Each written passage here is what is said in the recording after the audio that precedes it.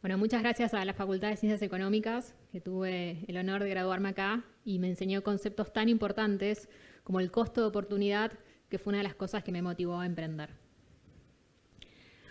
Hoy vine a hablar de problemas. ¿Qué es lo que pasa cuando nos enfrentamos a un problema la mayoría de nosotros? Tratamos de encontrar la solución y en general buscamos la solución más fácil, porque queremos resolverlo. Así que yo hoy traje un problema para que lo podamos resolver juntos y veamos qué es lo que sucede en el proceso. Acá pueden ver el problema. Tenemos dos grupos de personas.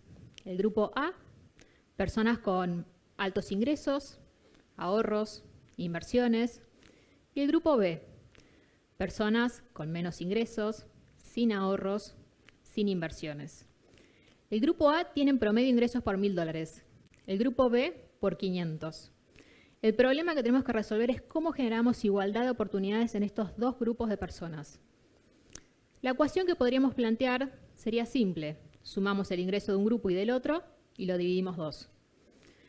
De esa manera podríamos entender que si yo sumo 1.000 más 500, voy a tener 1.500, dividido 2, 750. Fue fácil resolver el problema, ¿no? Ahora, ¿qué pasaría si cambiamos una variable de este problema? Y en vez de dividirlo, lo que hacemos es tomamos a la gente del grupo B y le enseñamos cómo puede generar $500 adicionales. De esa manera, cada grupo va a tener $1.000, vamos a tener igualdad, pero por sobre todo, vamos a tener crecimiento. Solemos creer que emprender implica resolver un problema. Y la realidad es que emprender no es solo resolver un problema. Consiste en animarse a cambiar una variable del problema que no solo te permite resolverlo, sino que también te permite encontrar una oportunidad de crecimiento. Yo como emprendedora me enfrenté a este dilema cuando me encontré con un problema. Con el problema que me encontré tenía una particularidad. Era un problema que estaba frente a todos, pero que hasta ahora nadie se había animado a cambiar una variable de ese problema. Donde otros veían más problemas, yo veía una oportunidad. ¿Cuál fue el problema con el que me encontré? Resulta que si uno analiza la población de Latinoamérica y empieza a segmentar por nivel socioeconómico y trata de entender a esa población, se da cuenta de algo muy interesante. Resulta que existe un 50% de la población que no tiene ahorros ni puede invertir su dinero. Y sin embargo, ese mismo grupo de personas es la que toma el 95% de las decisiones de compra que mueven el consumo y que hacen que nuestra economía crezca. La pregunta que yo me hice es, ¿qué pasaría si ese grupo de personas podría acceder a más dinero, podría ahorrar más, consumir más y generaría mayor crecimiento económico para todos? Sin embargo, cuando me hice esa pregunta, dije, pasarían muchas cosas, pero lo voy a investigar. Y cuando lo investigué, me di cuenta que una de las cosas más importantes que podrían suceder es que el PBI per cápita de Latinoamérica se podría duplicar en tan solo unos años. ¿Se imaginan Latinoamérica con mucho más dinero para todos? Bueno, ¿saben quién es ese grupo de personas? Somos las mujeres. Este problema no afecta individualmente a las mujeres, porque cuando las mujeres no pueden aumentar sus ingresos o no pueden ahorrar e invertir, le estamos privando a nuestra economía de una herramienta que tiene un potencial de crecimiento enorme. Ustedes se preguntarán cómo yo me encontré con este problema. Y la realidad es que el problema me encontró a mí. Cuando yo tenía 9 años, mi padre fallece en un accidente, recibimos el dinero del seguro de vida, mi madre era ama de casa, y la verdad que no teníamos educación financiera para decidir qué hacer con ese dinero, así que como familia hicimos lo que pudimos, que fue básicamente colocarlo en un único producto de inversión, que era un depósito a plazo fijo en dólares en el banco. 5 años después, en la crisis financiera más grande, conocida como el Corralito, mi familia pierde casi el 100% de ese dinero. Y nos llevó más de 20 años recuperarnos de esa pérdida como familia, volver a ahorrar esa suma de dinero para tener nuestra casa. Mi mamá, mi hermana, yo, fuimos parte de esa estadística. Y muchas veces me hice la pregunta de qué hubiera pasado si mi mamá hubiera tenido acceso a educación financiera como otras personas que sí tuvieron en ese momento, y hubiera podido tomar otras decisiones con su dinero. Y la realidad es que no lo sé, porque eso no pasó. Y si bien uno no puede cambiar el pasado, uno sí tiene la posibilidad de empezar a construir un futuro distinto. Y eso fue lo que a mí me motivó a tratar de emprender. Entonces lo que hice fue decir, voy a plantear el problema que yo quiero resolver. Y el problema era algo como esto. Sabemos que están las mujeres que tienen menos dinero, pero que si estas mujeres acceden a educación financiera, pueden tomar mejores decisiones con ese dinero, van a aumentar el ahorro, por consiguiente el consumo, y eso va a llevar a mayor crecimiento económico. Sin embargo, cuando yo planteé esta ecuación, dije, tengo varios problemas. Uno de ellos es que existen millones de mujeres que necesitan acceso a educación financiera. En el mundo hoy existen más de 1.000 millones de mujeres que no tienen acceso a productos de ahorro y de inversión. Y la realidad es que yo era una simple emprendedora que quería cambiar el mundo y no podía atender a todas esas mujeres.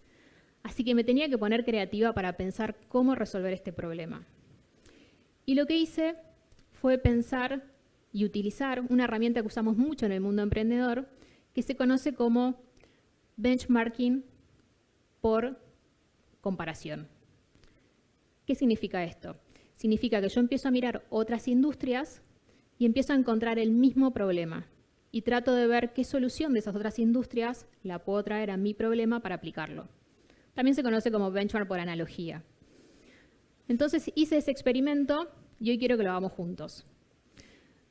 Pensemos cómo era la industria del alojamiento.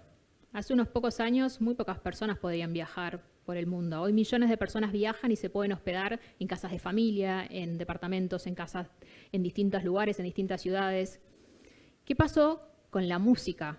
¿Ustedes se acuerdan cuando podíamos comprar quizás un solo CD de nuestro artista favorito? Y hoy en día tenemos en la palma de nuestra mano acceso a música ilimitada, cuando queremos, dónde queremos. ¿Qué pasó en estas industrias? ¿Cuál fue el denominador común? Fue la tecnología. La tecnología hizo algo increíble, que fue bajar los costos y permitir que millones de personas puedan acceder a productos o servicios que antes no podían acceder. Lo que hizo fue democratizar el acceso. Y yo me hice esta pregunta, ¿qué pasaría si eso mismo sucedería en la industria financiera? ¿Se imaginan si cada hombre y cada mujer tendría acceso a educación financiera y a herramientas para tomar buenas decisiones con su dinero? ¿Cuántas decisiones serían diferentes? Les voy a contar qué cosas podrían pasar. Podrían pasar cosas como estas. Tenemos una persona que no accedió a tecnología para ahorrar e invertir ni a educación financiera, ahorró $150 durante 15 años y logró ahorrar $27.000.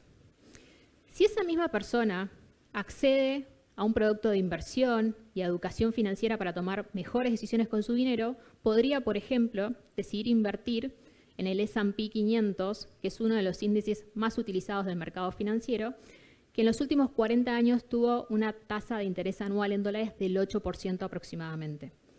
Si esa persona durante esos 15 años ahorra e invierte ese dinero, sus $27.000 se convierten en $48.000, casi el doble. Ahora, si esa misma persona deja ese dinero invertido por 20 años más en el mismo producto financiero, su dinero se podría llegar a convertir en más de $200.000. ¿Se imaginan este efecto en millones de personas? Es enorme. Pero ahora los quiero invitar a que cierren los ojos 30 segundos conmigo e imaginen lo siguiente. Imaginen si su mamá, su papá, sus abuelos, sus tíos, en los últimos 20 años hubieran accedido a conocimiento financiero para saber qué préstamo sacar y cuál no, cómo ahorrar, cómo invertir, cuándo me conviene o no usar una tarjeta de crédito. Imagínense en cuántas situaciones que ustedes vivieron podrían ser diferentes, cuántas situaciones podrían tener mayor bienestar. Todo eso que ustedes están imaginando es lo que yo quise crear a través de emprender. Y es así como tomé la decisión de cambiar una variable de mi ecuación y reemplazar la educación financiera por la tecnología.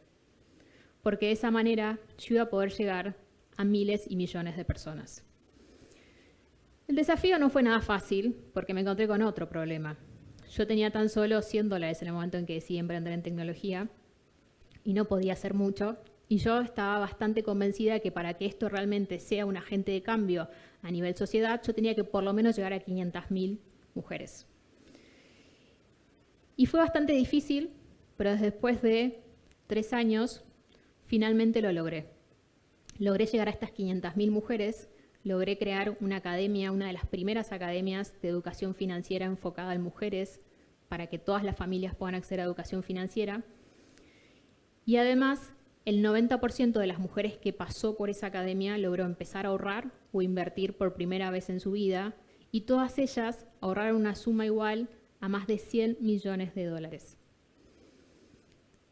Gracias a que yo me animé a emprender y a cambiar una variable de mi problema, la vida de 500.000 familias hoy ya está cambiando. Si algo me enseñó este camino, es que emprender no se trata solo de resolver problemas y que a veces la redistribución de lo que tenemos no es la mejor solución. Yo tenía $100, no podía hacer mucho. Sin embargo, cuando nos animamos a cambiar una variable, lo que podemos hacer es generar una oportunidad de crecimiento y generar valor.